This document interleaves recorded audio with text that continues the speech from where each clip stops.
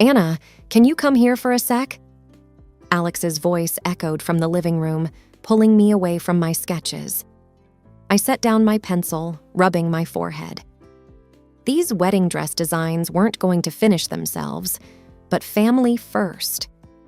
In the living room, our kids, Mia and Lucas, were building a fort out of pillows and blankets, giggling like it was the best thing in the world. Alex, my husband of 10 years, looked up from his laptop, his eyes crinkling with that familiar smile. "Hey, love," I said, leaning in for a quick kiss. "What's up?" Alex's smile faltered a bit. "It's about my sister, Clara. Mom just called. Clara's getting married again." I raised an eyebrow. "Again? What's this, her 5th time?" Alex shrugged, looking a tad uncomfortable. "Yeah, 5th. Look, I know Clara can be, well, Clara, but she's still my sister." Clara, Alex's older sister, was a piece of work. At 42, she'd been married 4 times, each wedding more extravagant than the last. And her personality? Let's just say she could make a saint swear. She and I had never seen eye to eye. Her idea of a conversation was more like a one-sided barrage. I sighed, already feeling a headache coming on. So, what does this have to do with us? She's not expecting us to foot the bill for her wedding again, is she? No, nothing like that, Alex quickly assured. It's just, well, Mom mentioned that Clara might want her wedding dress from your studio. I choked on my coffee. She wants what? Alex, you know how she treats me, and my work is not exactly bargain bin material. I have a reputation to maintain. Alex ran a hand through his hair, looking as if he'd rather be anywhere else. I know, but you also know how Mom is. She's hoping you'll do it as a favor. Family and all that. Family. That word always got me. I loved my in-laws. Truly I did. They'd been nothing but kind and welcoming to me. But Clara? She was the thorn in my side, the lemon in my paper cut.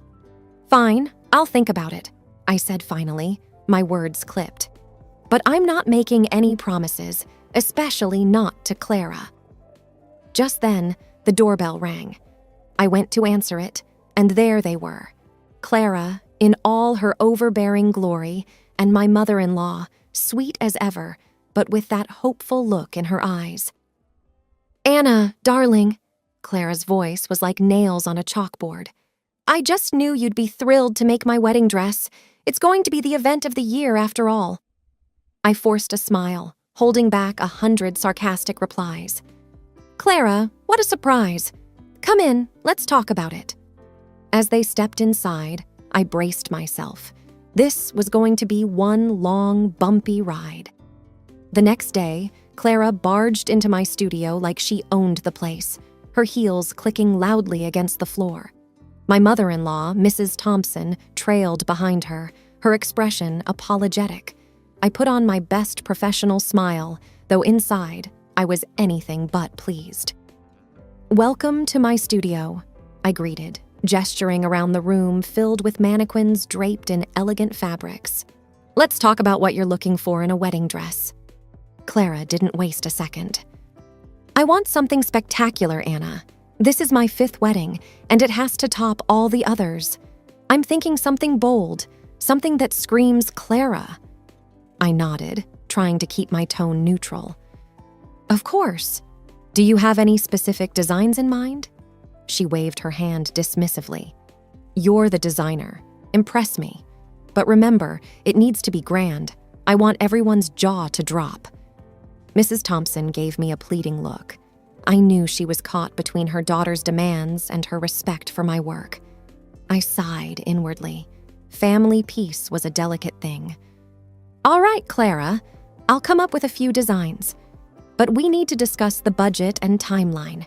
Custom wedding dresses require time and resources." Clara laughed, a sound that grated on my nerves. "Oh, budget isn't an issue. Just make sure it's the best. And I need it in 2 months. That shouldn't be a problem for a professional like you, right? 2 months. That was pushing it, especially with my other clients. But before I could respond, Clara added another jab. And make sure it's better than what you usually do. This isn't just some run-of-the-mill wedding. It's mine. I bit back a sharp retort, reminding myself to stay professional. I'll do my best, Clara.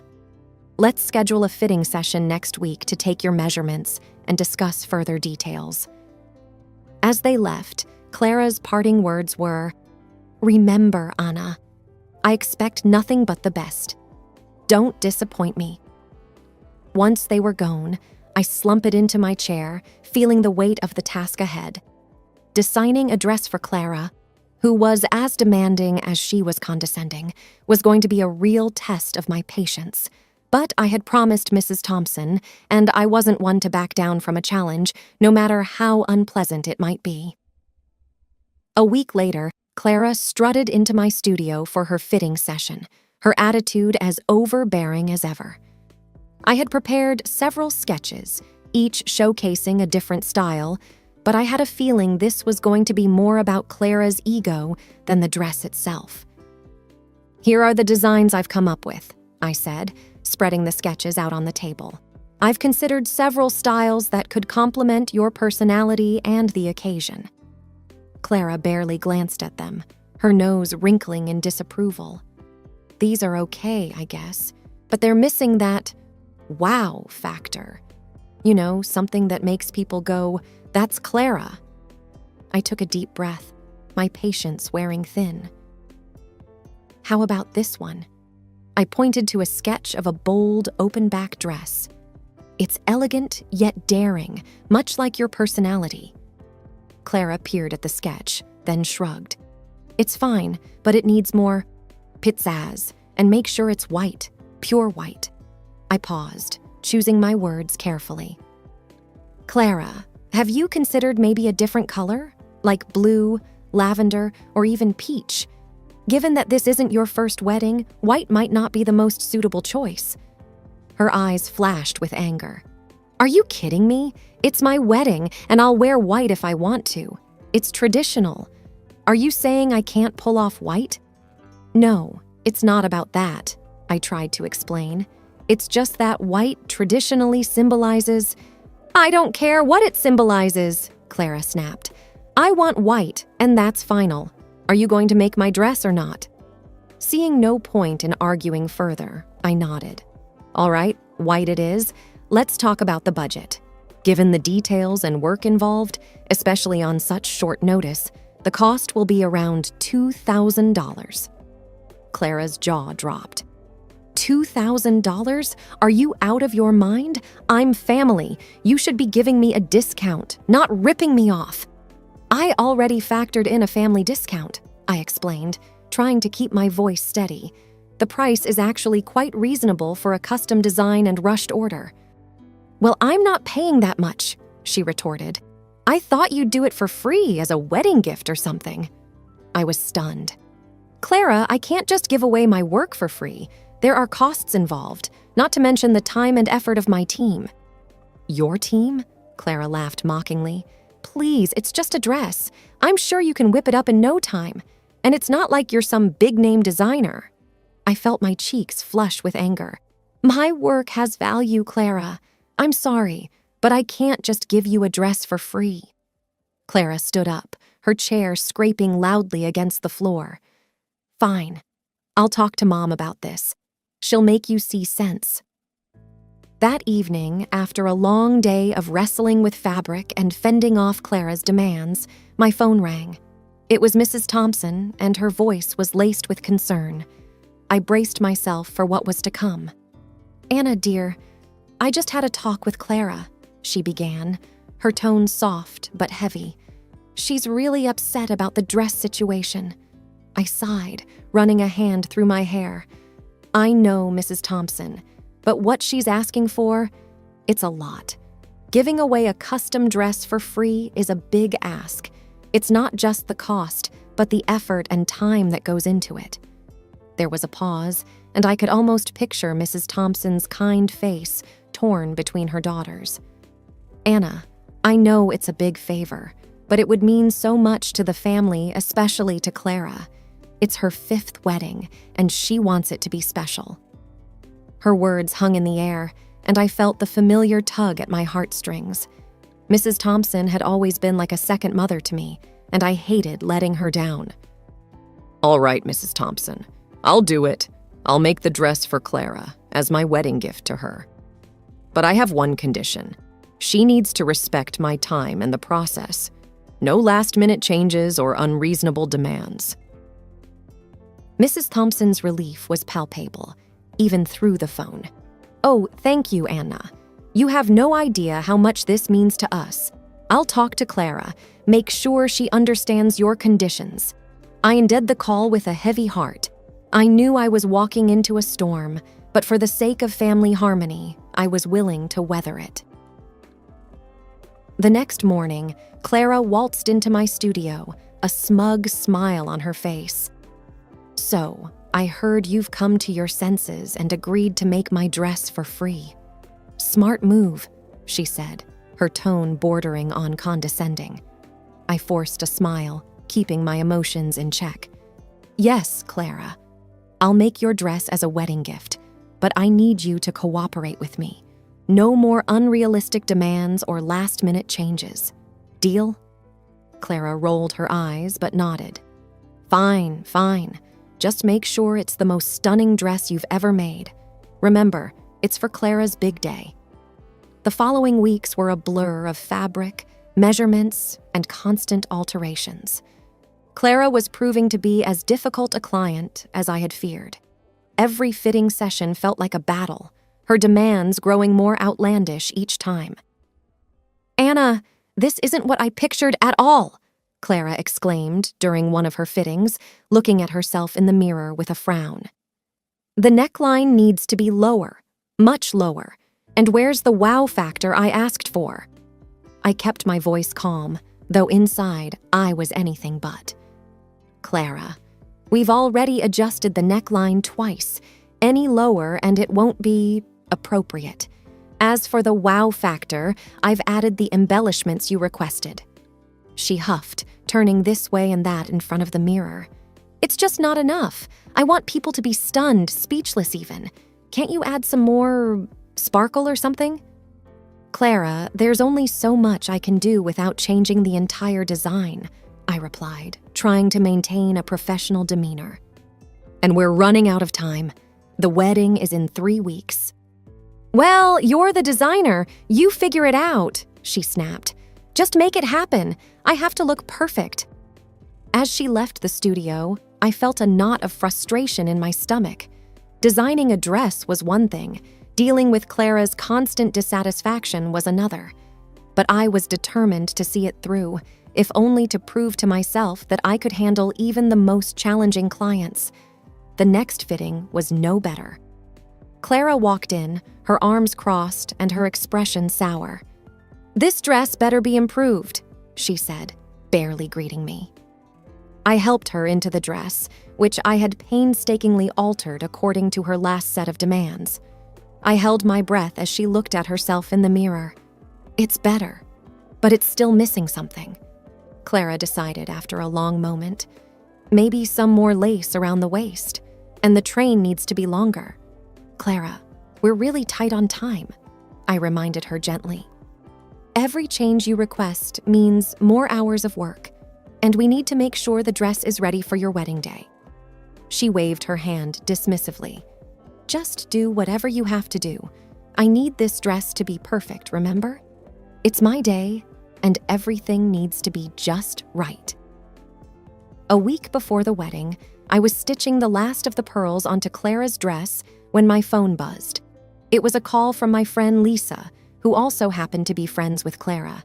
Hey, Anna, just calling to chat about Clara's wedding. Can you believe it's almost here?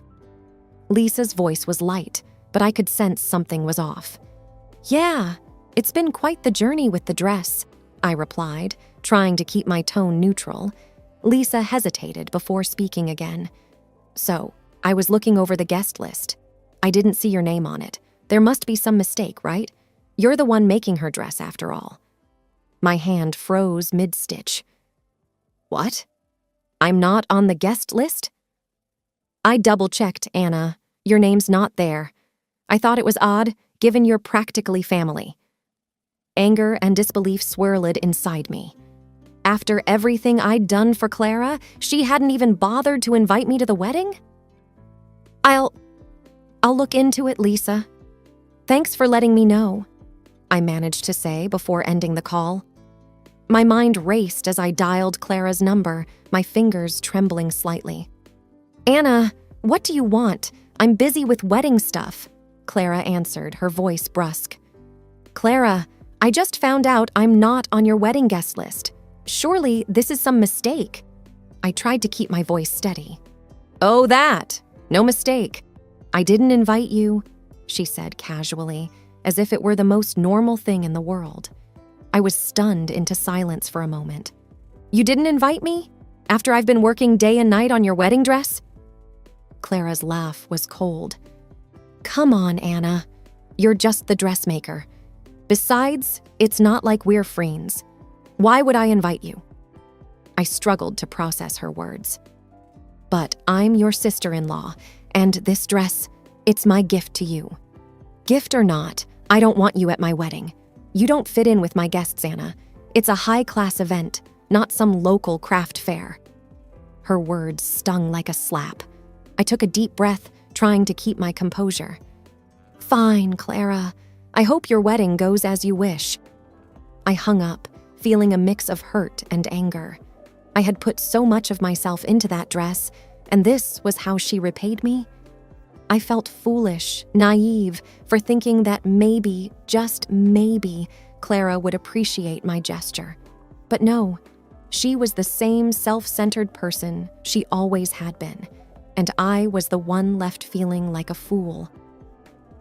A few days before the wedding, as I put the final touches on Clara's dress, an idea began to form in my mind. If Clara thought she could use me and then toss me aside like an old rag, she had another thing coming. During the final fitting, Clara was her usual unpleasant self. Make sure this is tight. I want to look stunning, she demanded, eyeing her reflection in the mirror. I forced a smile, nodding. Of course, Clara, it'll be perfect. As she twirled in front of the mirror, I added, There's just a small adjustment I need to make. It won't take long. Clara eyed me suspiciously. What kind of adjustment? Just a minor tweak to the train. I want it to be absolutely perfect for you, I said, my voice dripping with feigned sweetness. Hurry up then, and remember, you're bringing the dress to my place on the wedding day. I don't want any last-minute disasters, she ordered, her tone dismissive. The day of the wedding arrived, and with a devious smile, I packed up the dress, or rather, what Clara thought was the dress, and headed to her place. My husband, Alex, drove me, his expression a mix of confusion and concern. Are you sure about this, Anna? He asked, glancing over at me. I've never been more sure of anything, I replied, my resolve stealing. We pulled up to Clara's house, and I could see the hustle and bustle of the wedding preparations through the open door. Taking a deep breath, I carried the box up to the front door, where Clara was waiting, her expression impatient. It's about time, she snapped, snatching the box from my hands. Now get out. You've done your part. I smiled, a real smile this time. Enjoy your wedding, Clara. Alex and I turned to leave, and as we drove away, I couldn't help the feeling of triumph that bubbled inside me. An hour later, my phone rang. It was Clara, and she was absolutely livid. What is this? Where's my dress? I feigned innocence. What do you mean? I gave you the dress. This is a joke, right? This is just a piece of plain fabric. Where is my real dress? She screeched into the phone. I let out a sigh, feigning regret. Clara, that piece of fabric is what you deserved. After how you treated me, did you really think I'd let you walk all over me? There was a stunned silence on the other end. Then Clara exploded. You'll pay for this, Anna. You've ruined my wedding. The call ended, and I turned to Alex, who was looking at me with a mixture of shock and admiration. Well, that's that, I said, feeling a weight lift off my shoulders. An hour after the phone call, I was in my living room trying to relax when the doorbell rang.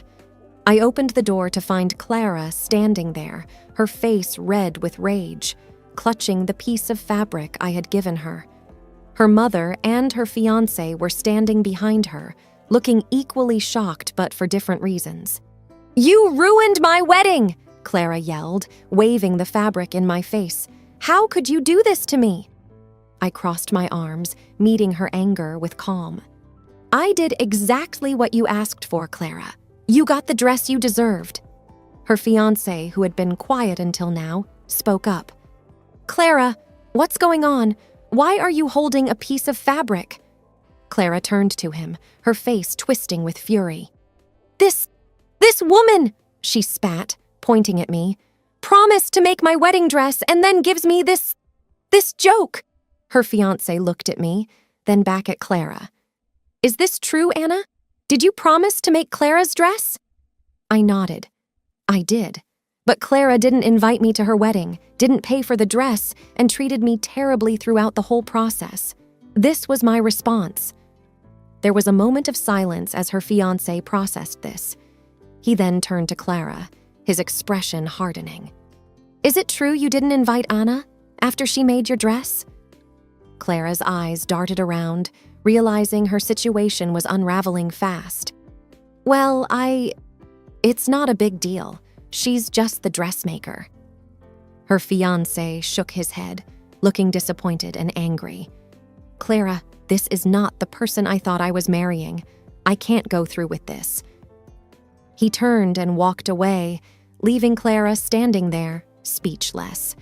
Her mother, Mrs. Thompson, who had been quietly observing the scene, stepped forward. "Clara, I think you need to leave," she said softly but firmly. "Anna, I'm so sorry about all of this." Clara, now in tears, turned and ran off, her wedding dreams shattered. As they left, I closed the door, feeling a sense of closure. Alex, who had been watching from the hallway, came over and hugged me. "You okay?" he asked. I nodded, leaning into his embrace. "Yeah, I'm okay. I just hope Clara learned something from all this." The rest of the day passed quietly. As I sat down in my studio later, I realized that sometimes standing up for yourself means making tough choices, but in the end, it's worth it.